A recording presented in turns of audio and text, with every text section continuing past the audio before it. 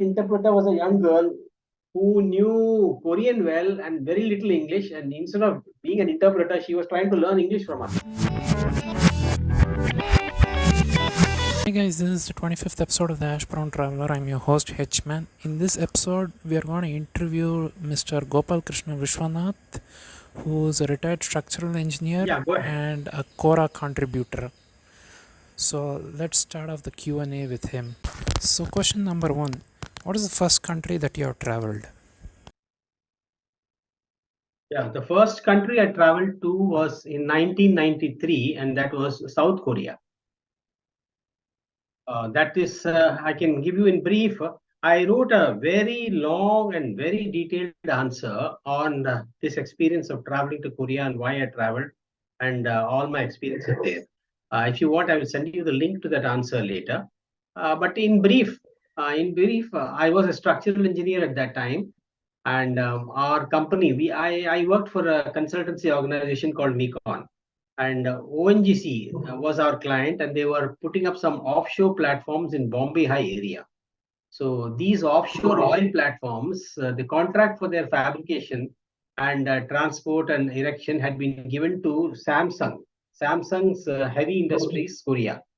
So these platforms were being fabricated in Korea, and our client wanted Mekon engineers to be posted there to oversee the work, coordinate, troubleshoot, report on the progress, and just be some kind of a representative of the client.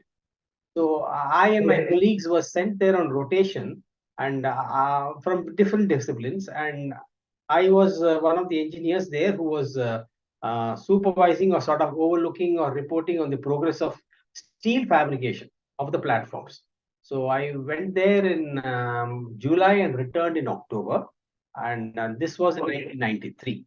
So I went alone, of course, and they had arranged accommodation for us, and I spent 3 months and I came back.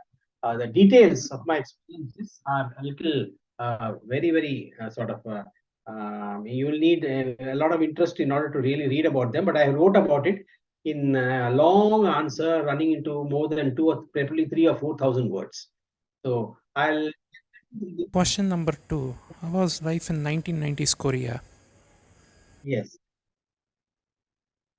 Yes, in 1990s, 1993, I went to Korea. So instead of either I read out that answer, it will take at least 10 to 12 minutes.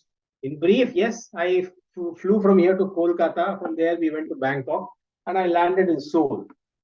From Seoul, we took an aircraft and went to a place called Busan.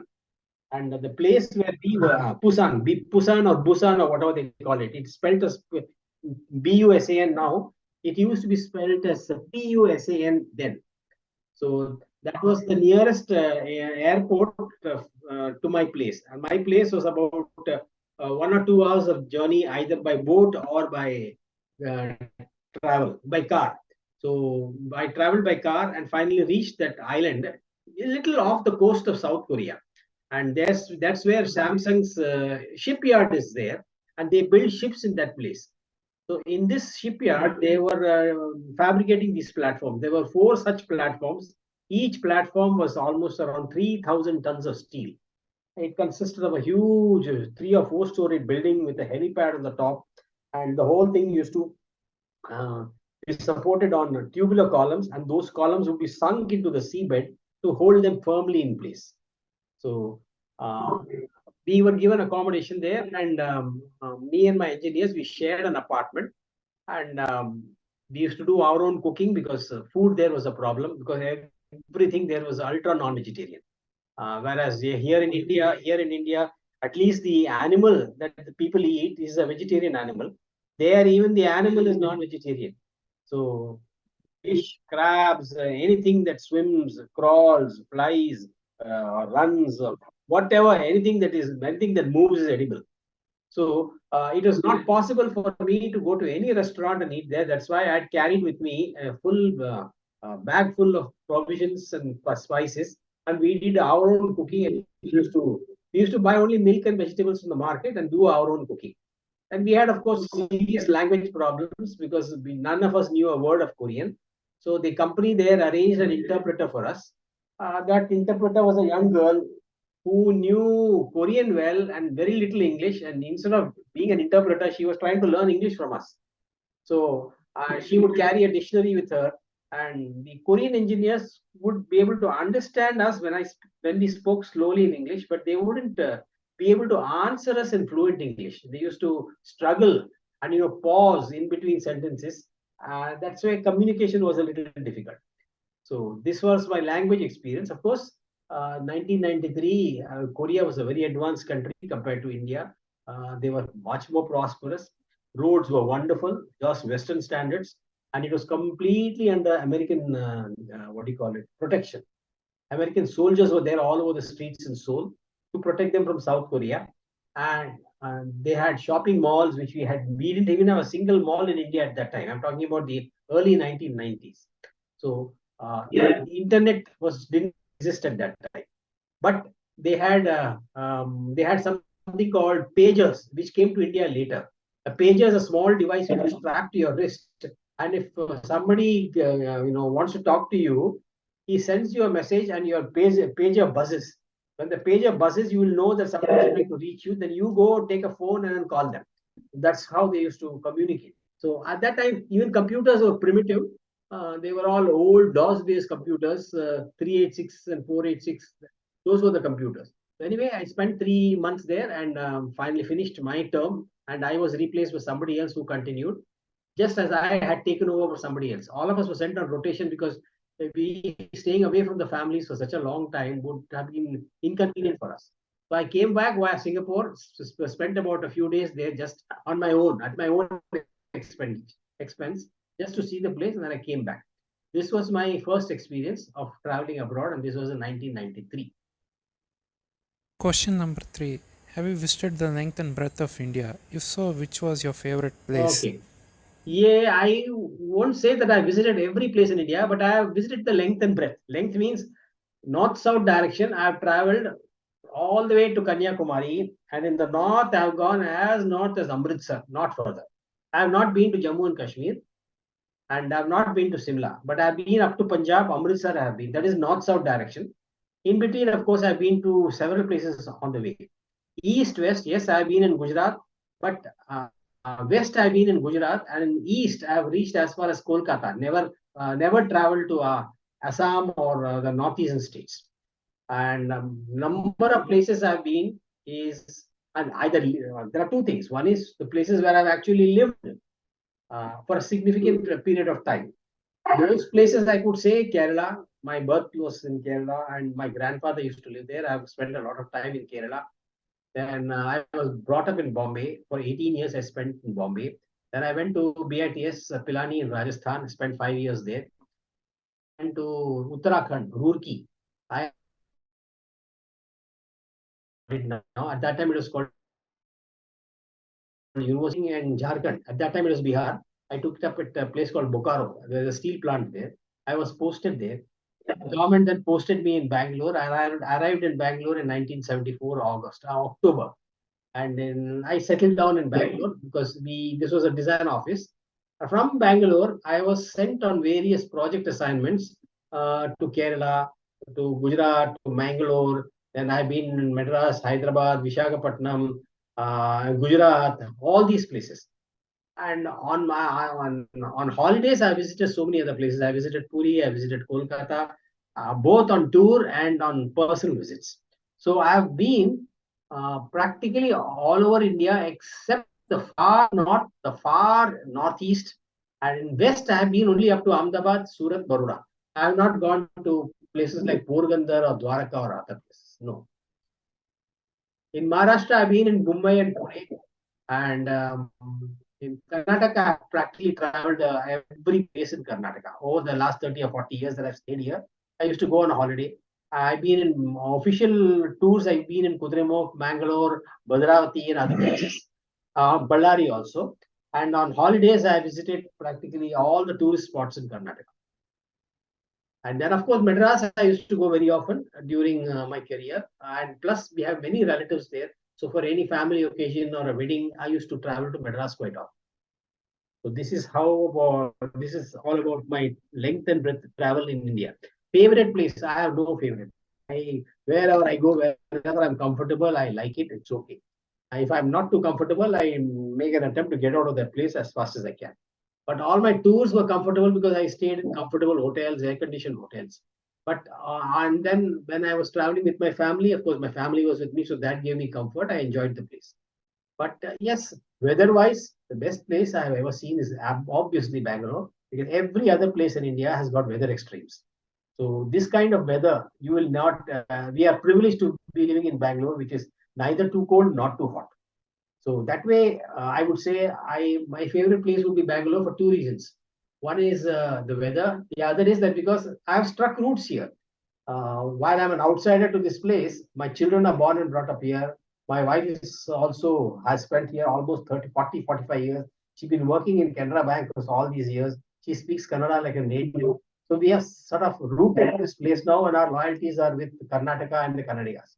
So we have stopped being Tamilians or Mumbaiites or Mumbaikars or anybody else. So as far as language is concerned, I speak English, Tamil, Kannada, and Hindi. In proficiency wise, I have best at English, followed by Hindi, followed by Tamil, followed by Kannada. I can read and write in all these languages, but not very fluent in Kannada and Tamil, and better in English and Hindi. This is my answer to your third question. So you Question number 4. Yeah, question number 4 is benefits of traveling as a couple. As a couple, I have traveled only with my wife. I haven't had a girlfriend or anybody like that. Yeah, okay. As a couple, the benefit is that we can be of help to each other. Whenever you travel alone, whenever I used to go on tour, my wife would always be worried. She would be supervising the packing. And before going, she would say, have you taken that? Have you taken that? Right, see that you phone, keep in touch. All those worries were there. Whereas when we are together, that worry is not there because we are there for each other. So also the fear of falling sick or having an emergency and then being stranded at a place, these will always be there when you're traveling alone. And that increases as your age increases. It's not much of an issue when you're young and you're healthy. But as you grow older, right now at our age, we are all in our 70s now. So naturally, my wife doesn't like me traveling alone anywhere. And now, neither do I approve of her traveling alone. We always travel together or we don't travel at all. So benefits of traveling together are being with each other for help when required. And every time I've traveled with her, I found that there is some medical emergency or the other. So it helps if you have somebody close, your family relative or a friend with you always, and you better not to travel alone. That is my personal feeling. The adventurers, mountaineers, and all those guys, they can travel alone, they enjoy. But we have crossed that age and we will not travel alone anywhere. We will always like to travel in company of people known to us. Number 5 is, what was that? Benefits of traveling. Then first-hand experience of visiting USA. Yeah. I visited USA for the first time about 13 years ago in 2010. So that was time my daughter moved to the USA in 2001. And she had settled down and she had just bought a house in 2010. So she was insistent that we go there. At that time, I was professionally active. I couldn't go anywhere. But after that, I had a heart attack in 2010 and I was recuperating. That's when my daughter said to be away from your job, just come here for a holiday. And she invited us. I moved to USA in 2010. I spent about a month and a half with her at California. It was a wonderful experience. Straight flight from here via Dubai. I landed at San Francisco. From there, just a 45-minute drive to their place in Fremont. They had just bought a new house and it was quite spacious. I lived with them for almost 40 days. Then the air, the water did me a lot of good. It was completely unpolluted. For the first time, I saw people live there and the kind of life middle class people over there enjoy a standard of living which only the rich people here can enjoy. So that is one big advantage. So we traveled to all the local spots within a few hours travel from where my daughter lived.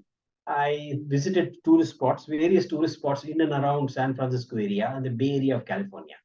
That was only for about 35 to 40 days. After 40 days, I returned because I was still professionally active.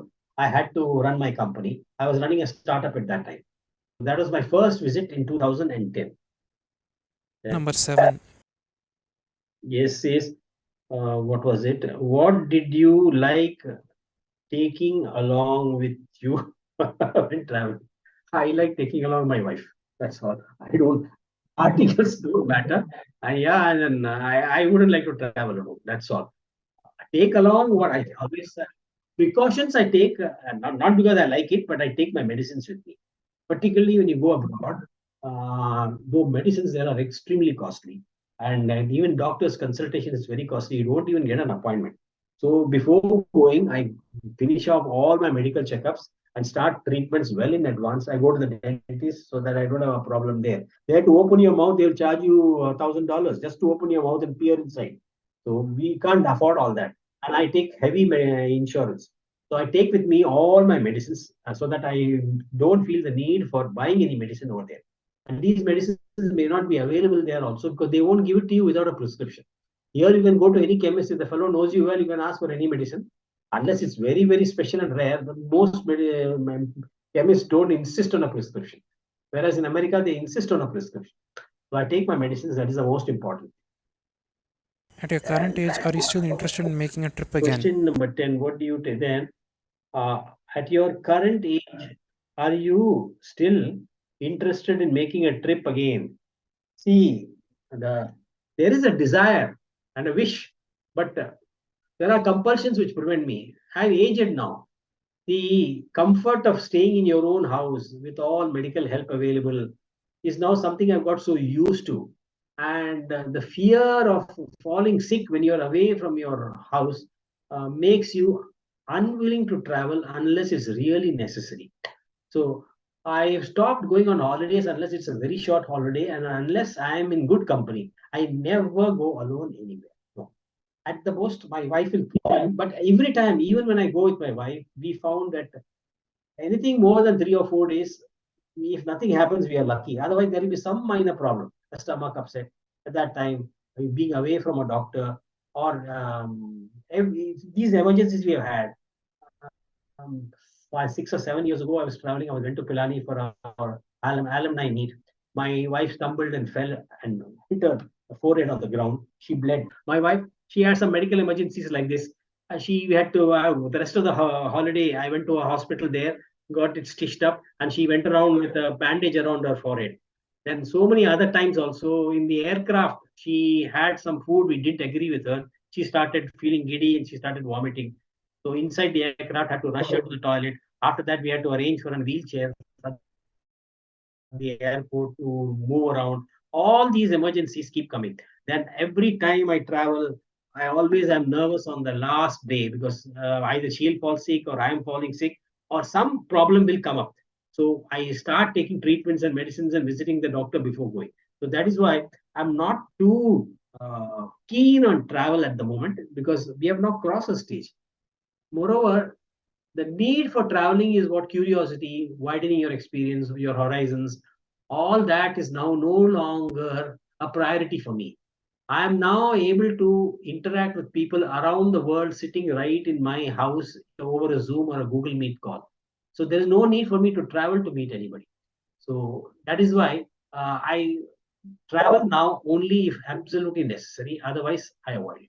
Question number 8. Since you're a Quora contributor, Yeah. what made you start writing in Quora and what have you learnt in answering questions all these years?